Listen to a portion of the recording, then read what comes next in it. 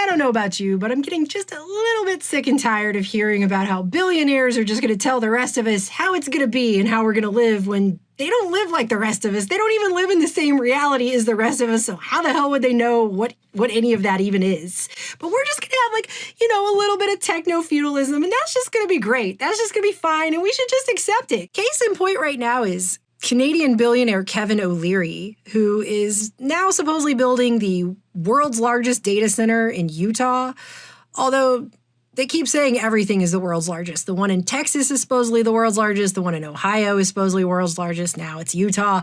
Whatever. This thing is 62 square miles. Why are you protecting? What are you protect us? A very emotionally charged meeting as Box Elder County Commissioners moved to approve the Stratos project. That started with a protest outside before the meeting and then standing room only inside the huge exhibit hall.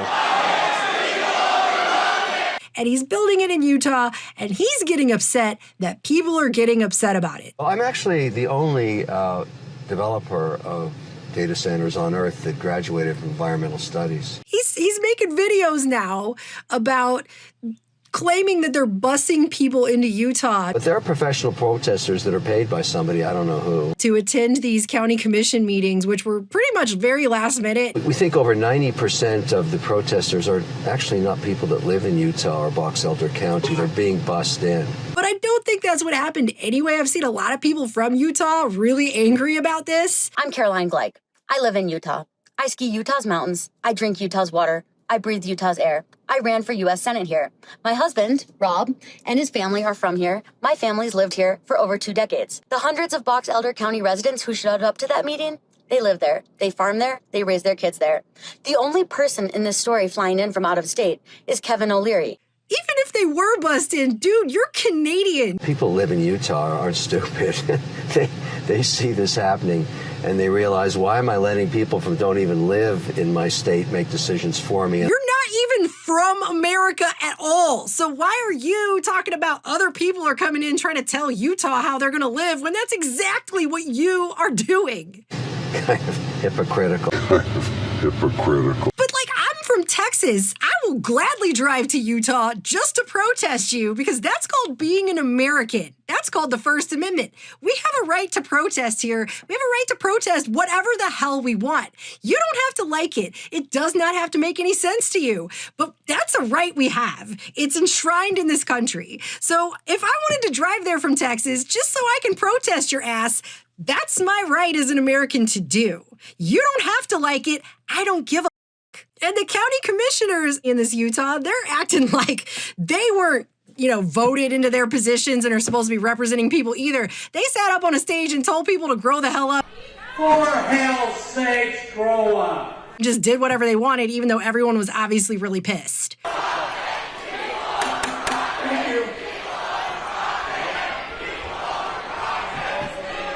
And one of them decided to go do a podcast or something. And he's crying because people are outside of his house protesting him.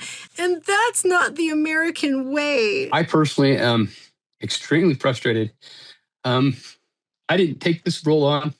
I didn't get in the legislature. I certainly didn't get in the commission to do things to hurt people. That's never been my character. My whole personality is to do what's right by the people, if at all possible. And all I was trying to do is follow the law, follow what it tells me I'm supposed to do. I listen to attorneys, I listen to experts to say, this is really where you should go. And this is what you should do because this is within the law. And I've done it. And now I'm being personally attacked. I'm being accused of taking bribes and all kinds of things that are just not true. They're just lies. I literally have police officers in front of my house. And that's not fair to me, but it's especially not fair to my family. And it's not fair to either of the other two commissioners either. And I have county employees that are nervous about their safety as well. And that is not the American way. It's certainly not the way of people in Utah. And I know it's not the way Box Elder County residents should be behaving. And I don't think it is the Box Elder County residents. I'm hoping it's not Utah residents.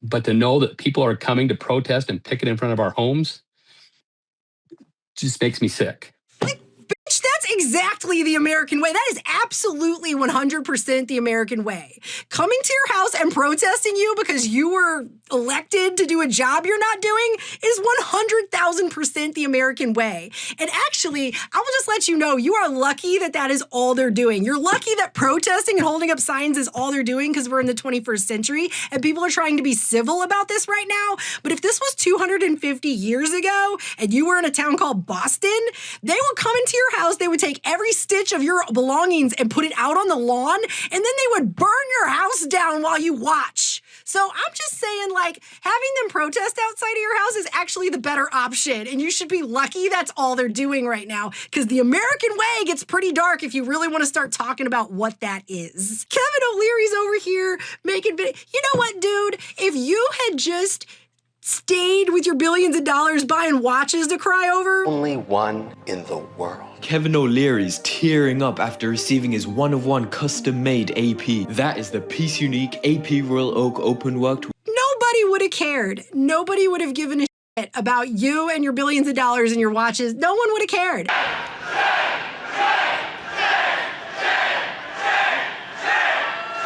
But when you do something that affects everybody else's daily life and existence on this planet, shocker, they care. It's just, we're not being told the truth about what's really going on here, and that's abundantly clear. You can't build something that's 62 square miles and uses 9 gigawatts of power, which is more than double the entire state of Utah, and then be like, it's just for some chatbots. It's just for some generative AI. We're just gonna have a few robots that no one can afford. The folks at Utah's Military Installation Development Authority, or MIDA, say this all started when they were approached by the Undersecretary of the Air Force, saying that there was a need, especially after an executive order calling for these hyperscale data centers signed by President Trump. If an honest conversation was even remotely being had about what's actually going on here, people wouldn't be responding this way. Then why won't they let people talk? Why won't they let us ask questions? It's false. This is not real information. And we sit here like it's okay. It's a charade.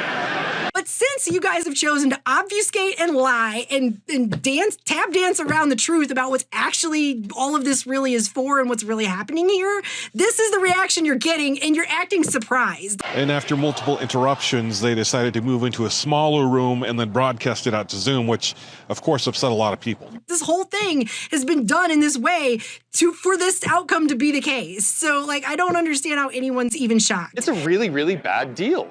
We don't get anything for it other than we're losing land, we're losing water, and we're losing air quality.